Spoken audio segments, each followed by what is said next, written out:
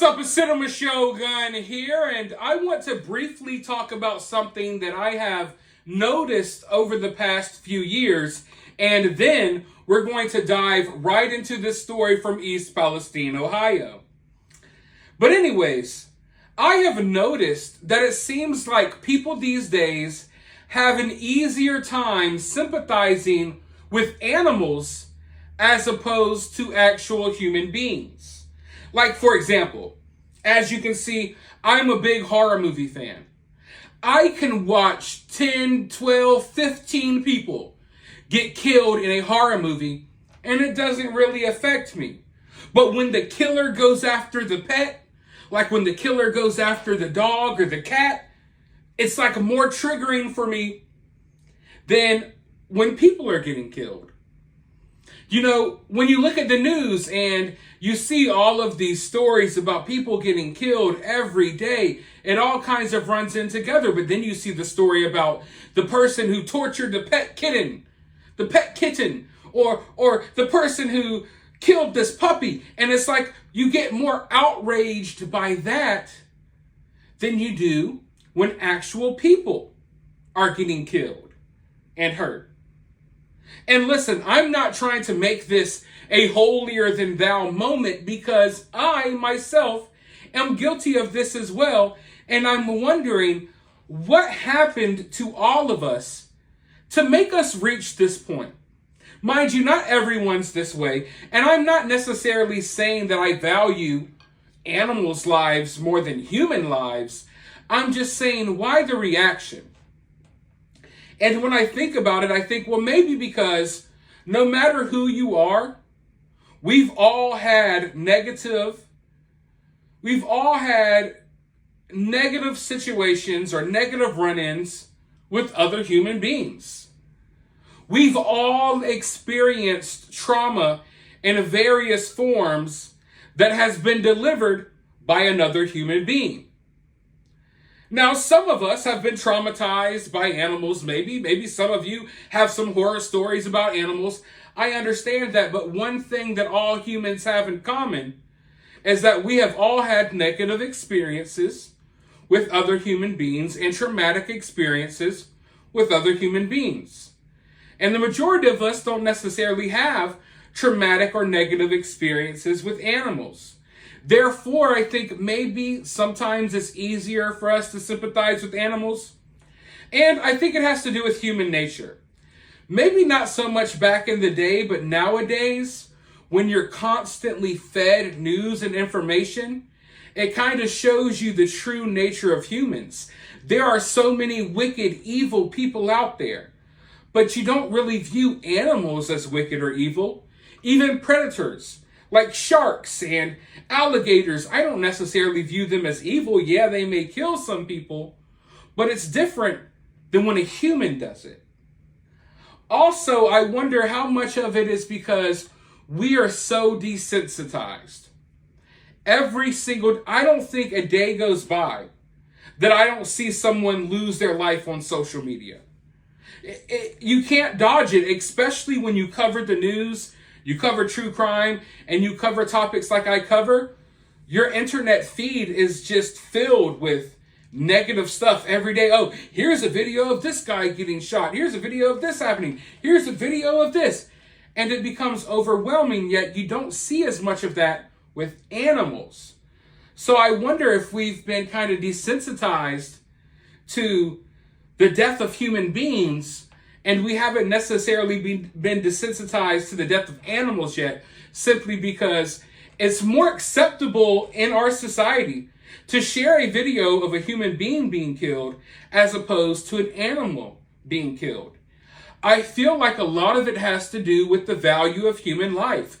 And when I look around, I don't think many people value human life in the way that humans once valued life. And at the very least, I don't think humans value human life in the way that they should. Now, I definitely value human life, and I know the majority of you all watching this channel value human life, and that's what brought you here.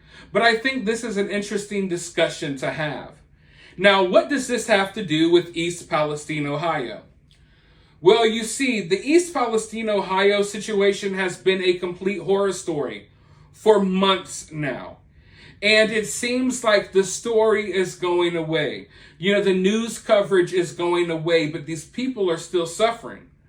But their complaints are falling on deaf ears. Even people like me who try to highlight this situation, I try to talk about it as much as possible. Sometimes it feels like it falls on deaf ears. And I wonder if that's because people just, I wonder if people even really care about the true human experience and what these humans out here are experiencing and what they're going through.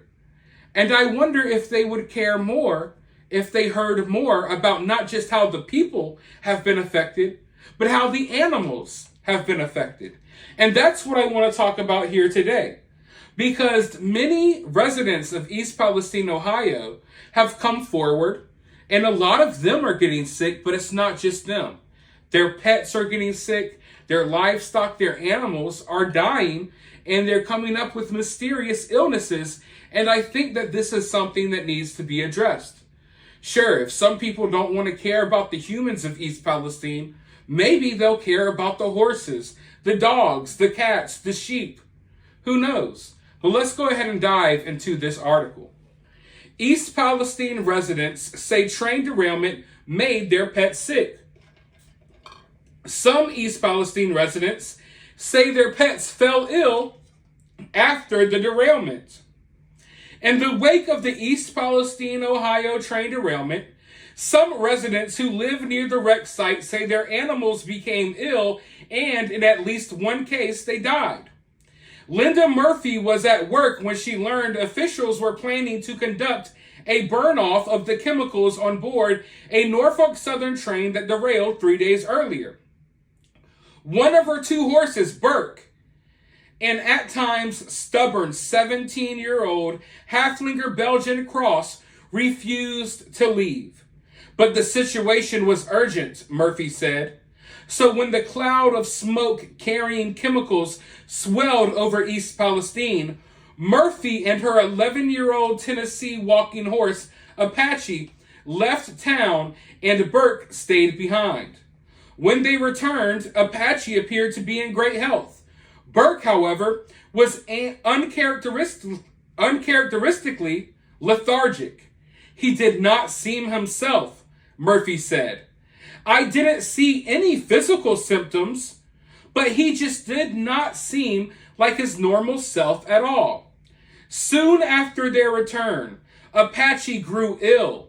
His face swelled past the point of fitting in a holster, and Murphy grew more concerned as Apache started exhibiting serious gastrointestinal issues.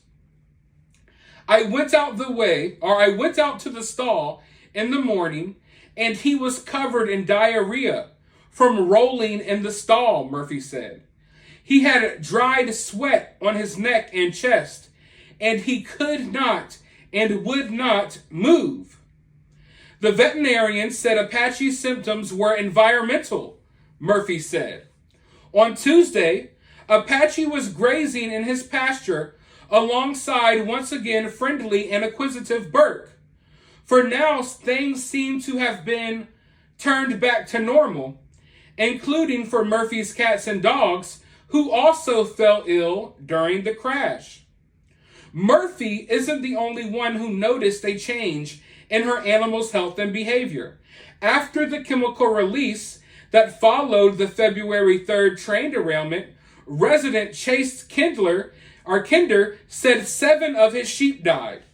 Just mysteriously from falling over dead, Kinder said. Randomly, 7 of my sheep, so I've lost little over 1/5 of my herd. Like Murphy, Kinder can't be certain that the sheep's deaths are directly tied to the derailment until he's confident he can secure the kind of testing that might be able to confirm their cause of death in detail. Kinder is preserving their bodies in the freezer. I can't really say for sure that the train crash is the reason, because I just frankly don't know for sure. Personally, I believe it has something to do with it. I have raised sheep for over 20 years, and I have never seen anything like it. Nick Kennedy, Senior Organization Director for the Ohio Farm Bureau, said he's heard the unfortunate stories about people's pets. To his knowledge, testing efforts have targeted agriculture and livestock, much of which exist on farms miles away from the derailment. Kinder's sheep and Murphy's horses are their personal animals, meaning they aren't selling them to the public for meat or dairy. These folks that might have been in town, they're a little closer to everything, Kennedy said. Thankfully, we've not had anything happen with any of our livestock owners. Kennedy didn't discredit the derailment's potential impact on pets and animals closer to town, but the derailment was something neither locals nor the Farm Bureau anticipated, and testing for potential contaminants in the water and soil that the animals feed on will be an ongoing process. We don't know how long or if ever the chemicals are going to migrate through the ground, the water tables, things like that, Kennedy said. We just don't. If I'm in this position in 20 years, I told my boss I think we will still be dealing with this in some capacity. So there, he straight up says what I've been telling you all along. 20 years from now, they're still going to be dealing with the effects of this train derailment. Now, one thing that I find weird is how the mainstream media covers stories. I know I read a lot just there, but at the beginning of that article, they said in one case an animal died. We've talked about multiple cases where animals have died. And even in that article, they go on further to say, hey, this guy lost 7 sheep. So did one animal die or multiple? I mean, you just said 7 sheep died. I've talked about people's cats and dogs and horses and you name it on this channel already. So even though we're months out from this derailment, from what the professionals say, they haven't even come in and done any testing to make sure that people's pets are okay. They've done some testing on farms miles away from the crash location, but people who live right on the doorstep of the train derailment, their dogs, their pets, their cats, their you name it, they haven't been tested.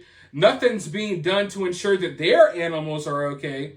And to think for 1 second that all of this is happening right after the train derailment, and people want to give the benefit of the doubt that maybe this is from something else. Listen, buddy who owns those sheeps, I know you want to be positive that maybe your 7 sheep dropped dead for some other reason. No, buddy, it's because of the train derailment. That is the key factor here. Before the train derailment, your sheeps weren't dropping dead. Your horses weren't, on the ground rolling around in their own feces. This is a direct result of what happened with that train. And, the sooner that people, even in this town, get on that brainwave, the better.